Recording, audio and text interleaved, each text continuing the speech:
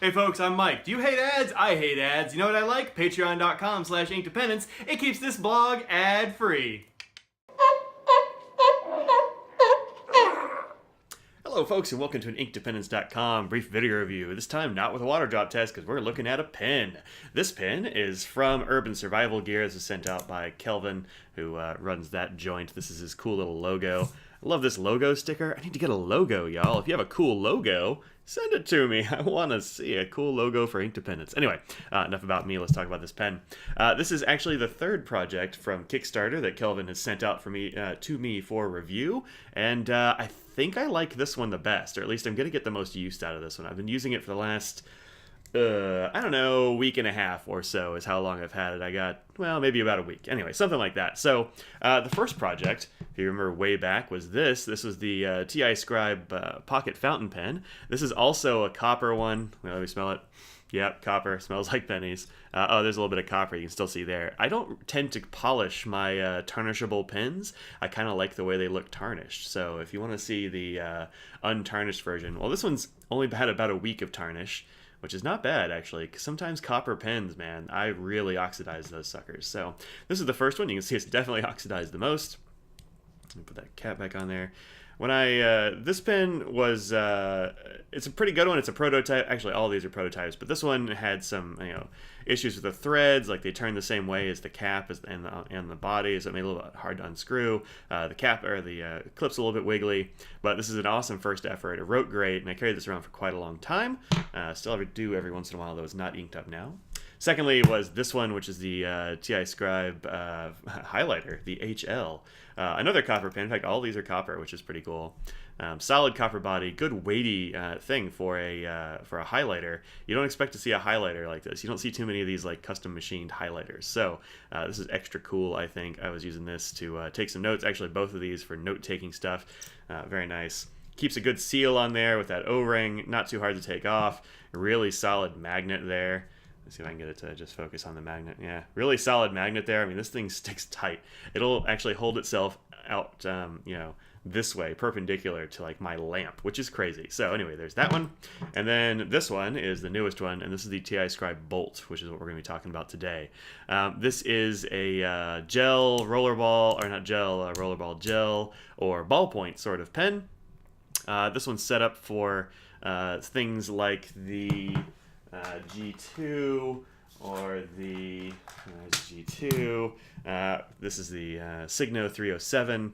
He sends it out with a G2 refill in it. I don't love G2s. I like this one. The .38 is pretty good, but the regular G2 just I'm not a huge fan of. So I switched it out immediately for the blue version of this, which is the Signo or Sino. I like Signo. I think it sounds better. Signo 307, which is my favorite gel pen. So I put that in here, and it works perfectly. So let's see. Let me put it out here for.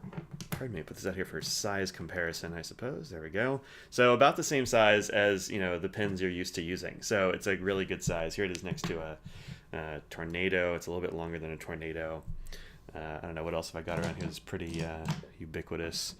Well, there's another metal pen. This is the Keras Customs Fountain K. So all about in the same size range. The bolt pen, though, does not change in length when you work the bolt. This is a very nice bolt action on here. There have been a couple of really good bolt action pens come out lately.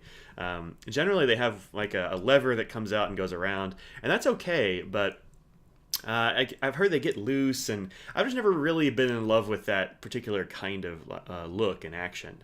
But this one is very cool. You can see the clip is actually bolted directly into the action of the pen, which is this bit right here.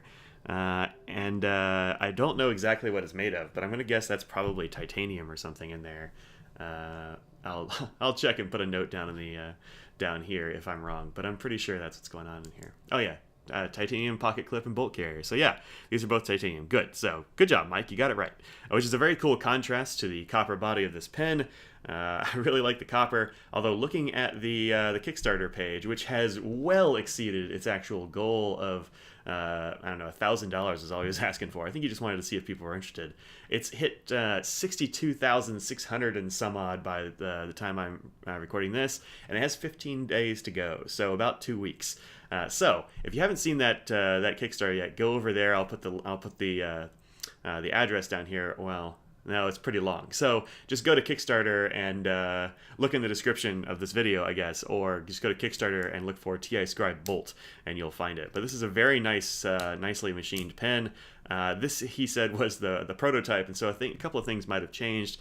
The only problem I've even noticed at all was there's a little bit of a rough edge right here. And it's a little bit rough on there, but I mean, that's not a deal breaker by any means. I really like the action of it. Just in the last week or so, I've gotten so I can really work that sucker. He also has it up here as a bolt action fidget pen, which, man, it totally is. How do you have a pen like this and not just fidget with it all the time? But the action is very smooth. As you can see here, comes down, goes over the side, and pops back up. Yeah. You get a little bit of a gap right here, which is maybe not the most attractive thing. But I don't have any idea what he could have done to avoid that, and I don't think anybody really cares. When you're writing with it, you'll have it like this probably, maybe like that, but I would imagine like this, and so you don't see that gap, and I don't really care about it. That's my only quibble about this pen. Otherwise, fantastic. Also, it's very hard. I was writing, I don't know, several pages of notes, and I noticed that if you're writing for a long time, and I'm not used to writing with gel pens, honestly. I do mostly fountain pens these days. And I noticed that I was gripping it very hard, and I don't know why. I don't need to. It's just that I'm not used to it, I think. And it kind of hurt my fingers a little bit after, I don't know, several pages. But that's not a gripe about the pen. That's just, I mean, it's a metal-bodied pen, and I need to loosen up my grip a little bit. The tip here is great size. And you can see there's not really any gap. There we go. There's not really any gap around that tip there in between the nose cone of this section sort of guy here, and so there's no tip rattle. I haven't had any problems with that, and this is actually not even the cartridge he supplied with it. So fortunately, those two tips I guess are close enough. You can get a little bit of a wiggle if you push it, but I actually haven't had any tip rattle, and I hate tip rattle. That's I hate that. So I'm glad that's not here. It's also kind of hard to see the seam, but the seam for this pen is right here. Now previously he has hidden the seams on the pens. Let's see. Where is this one? Oh, it's on the back. This one opens from the back. But on the fountain pen, he has hidden the seams in the actual, like, knurly bits. So you can't really see the seam on this one at all until you open it. And then there it is. So that's pretty cool. I kind of wish he'd done that on this one just to, like, make it look even more just like a bullet. Because, man, when you unscrew this thing, it's just like a bullet. The other thing is that it's got an O-ring in here, and so it's not going to unscrew in your pocket. It's actually kind of hard to break loose. There we go. I've got pretty strong hands, but the first time I did it, I used this guy, Duke Energy sent this out for like changing light bulbs or faucets or something. I don't know, but I used it as a gripper because it's just a piece of rubber. And I used that, and it came off pretty easily. So once you get the right kind of grip, works great. So here is the tip of this pen. One of the very few parts. It looks just like a bullet. I used to do some competition shooting when I was a kid, and man, it looks just like bullets when you reload them. So just a little piece of copper. But it's a very nicely machined piece. The threads are great. It's very smooth. No like squeaking or anything like that. Not very many parts actually. Like these are the only parts of the pen. That's it. That's all there is to it. So, and this is my Signo refill. Very nice spring. You just put those in here. You don't have to like fiddle with where it needs to sit. I've had some of that problem with like Parker refills and that sort of thing, but these are flat. And then I just give it a little turn so you hide the O-ring, make that gap very small. Bam, pen's ready to go. I would do a writing sample with it, but I don't really think it's necessary because you're going to be putting in whatever refill you like. There is a kit, I believe, you can get for a few bucks with the Kickstarter that will let you use Parker's. Like Parker standard refills if you're into that sort of thing. But I don't know. I like this one just fine. Let's see. Is that in here? Yeah, conversion kit, $10, right? So that's pretty sweet. Anyway, you can find this on Kickstarter. It's gonna range in price depending on the material. I'll put that. You can get that in the frame. Yeah, sweet. It'll range in price based on the material. You can get them for brass for $54 right now, which is not crazy for a solid brass pen. And then the TI versions, the titanium, solid titanium ones, are $74, which is not bad at all. And you can get different tips and different ends. You can apparently take this end off. I haven't tried, but you can get different ends, so it must come off. I imagine it just unscrews. I just haven't tried at all because I didn't notice that on the Kickstarter until just now. And man, some of these look really tight with the different end end caps. They've got like a titanium one with copper ends. That's beautiful. I might just get a titanium version and then put my copper ends on it because very cool. Anyway, so that's that. This has been the TiScribe bolt pen. You should definitely check out this Kickstarter if you're at all into bolt pens, or if you're at all into, you know, solid titanium or copper or brass fidgety pens. This bolt action is great.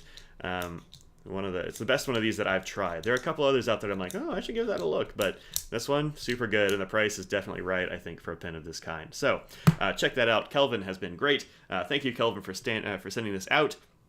Standard disclaimers apply. He sent this out for review. My honest review is all I can give you, and yeah, I really like this pen. I've been carrying it around a lot. It's become my pocket carry pen because it's this thing is bomb proof, so no worries about anything in this pen coming loose. The clip is perfectly so one of the quibbles I have with this one is that it's only got a single screw at the top, and so the clip kind of goes off to the side, which isn't going to damage anything, but it does kind of annoy me a little bit. But this one, man, does not move. 2 bolts in there, and that is attached forever. It's titanium. Oh, the other thing about it, let's see if I can get it to zoom up. Oh, yeah, focus this close. That's great.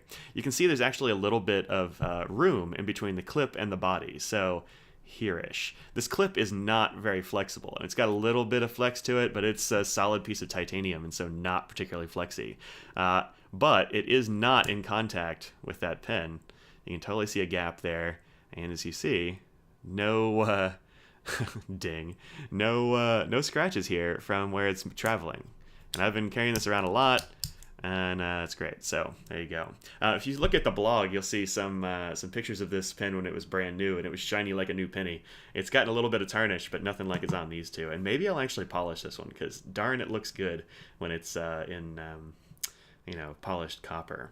You can also get these in stonewashed versions if that's what you're into, and the stonewashed titanium looks rad. So, all right, that's it. That's all I'm going to say about this pen. Check it out. I'm obviously kind of enamored of it, so I will probably be joining this Kickstarter at some point. Maybe my dad needs one of these. He loves a good gel pen. So, all right, that's it. I'm Mike. This has been InkDependence.com. Check out these boxes on the side here, which will take you to my last video and a video that YouTube thinks you will like. And check out this little globe here, which will take you to patreon.com, where you can support this blog. That's it. Peace out.